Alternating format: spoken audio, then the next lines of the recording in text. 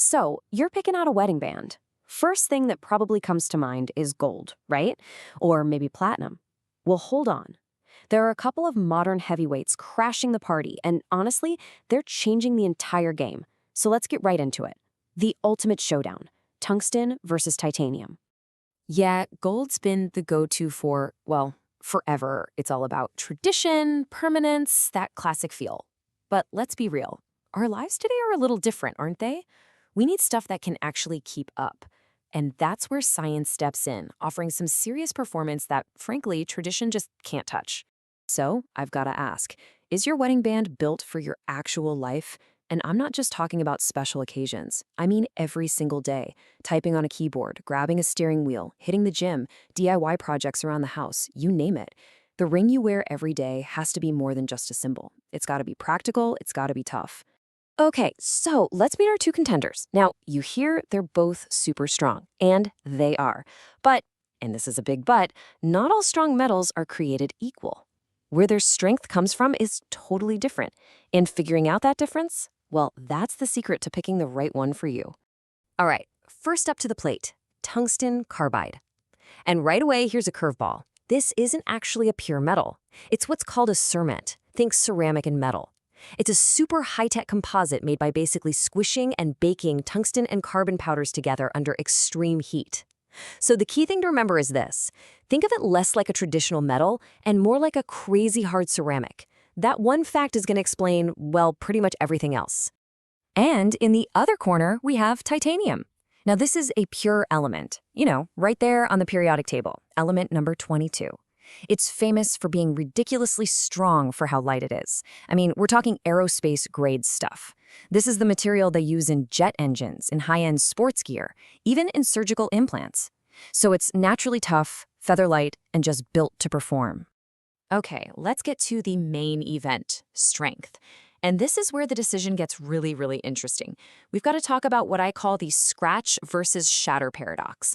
Because here's a little secret from the world of materials science. Being hard and being tough are absolutely not the same thing. And this chart, it just shows it perfectly. You see the Mohs scale of hardness right here? Look where gold is, way, way down at like a 2.5. It's super soft. Titanium, it's a very respectable 6.0. But then look at tungsten carbide. It's all the way up at a 9. That is right next to diamond. What does that mean for you? It means it is basically scratch-proof. You are not going to scratch this thing in your day-to-day life, period. But, and here's the paradox, that incredible hardness makes tungsten brittle. Think about a ceramic coffee mug. You can't scratch it with a key, right? But if you drop it on the floor, it shatters. Same idea here. Hit it just right on something hard, and it can crack.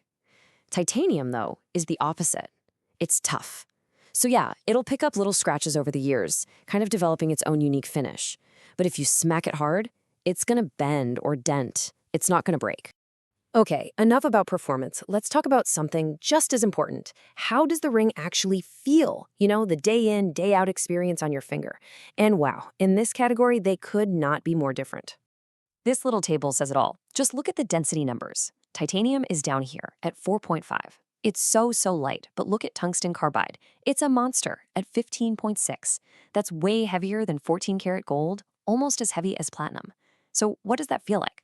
Well, for some people, that heavy, substantial feeling screams quality. For other people, being so light you forget it's there, that's the dream.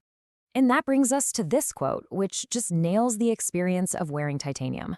That feather-light or barely there feeling is a massive deal for people who are super active, or for anyone who's just not used to wearing jewelry in the first place.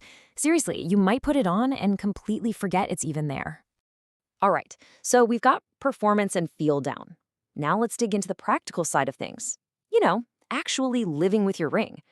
This is the stuff you got to think about for the long haul. Safety, style, and what happens when life, well, happens. And this might just be the single most important question for the long term. Our bodies change over time. You might gain some weight, lose some weight. So what happens when that ring just doesn't fit anymore? Okay, here's the hard truth. With gold or platinum, a jeweler can just cut it and resize it. Easy. But with these guys, because of that insane hardness, you absolutely cannot resize a tungsten ring. And titanium? It's pretty much impossible. Now, for some folks, that's a deal breaker. And that's why it is so important that if you go with one of these, you find a retailer that offers a lifetime size exchange program. It's a must. Okay, what about emergencies? I get this question all the time. What if I hurt my finger and they need to get the ring off? Don't worry, both are perfectly safe. A titanium ring? They can cut that off with special tools, kind of like gold. A tungsten ring is too hard to cut, but here's the cool part. They can actually just crack it off safely using a pair of vice grips. It takes seconds. And honestly, it's often way faster and safer than trying to saw through a bent metal ring. Now, what about skin safety? Allergies? Good news here. Both are great choices if you have sensitive skin. Titanium is what they call biocompatible. It's the same stuff they use for surgical implants inside your body, so it's not going to cause a reaction. Tungsten is also hypoallergenic, but there's a catch. You want one made with a nickel binder, which is totally inert. But, and this is a big consumer alert, some of the really cheap tungsten rings use a cobalt binder instead. That cobalt can react with the oils in your skin and cause a nasty rash. So always look for a ring that says cobalt-free. Okay, we've gone through the science, the feel, the practical stuff, so it's decision time. And let's be clear, this isn't about which one is better. It's about which one is better for you. So here we have it, the final showdown. All laid out. You've got tungsten on one side, crazy scratch resistant, nice and heavy, but it's brittle and you can't resize it. And on the other side, you've got titanium, super tough, super lightweight, but it'll get a few marks over time, and it's also a no-go for resizing. This really is the whole story in one little chart. Let's make this even simpler. So who is tungsten for? It's for you if you want a ring that will look perfectly polished and brand new forever. If the idea of a single scratch drives you crazy and you love that substantial, heavy feel on your hand, tungsten is your winner. And who is titanium for? It's for you if comfort is king. If you want a ring that's feather light and can take a serious beating without ever shattering, even if it tells the story with a few nicks and scratches, then titanium is your guy. And believe me, this isn't some tiny little trend we're talking about.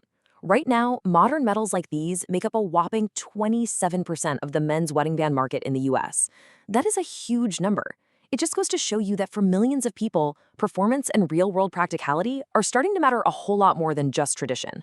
So at the end of the day, after all the science, all the comparisons, it really just boils down to one last question. This ring is going to be on your finger every single day. It's a symbol. So, what do you want it to say? Do you want it to say unscratchable, weighty permanence? Or do you want it to say lightweight, unbreakable resilience? That choice is all yours.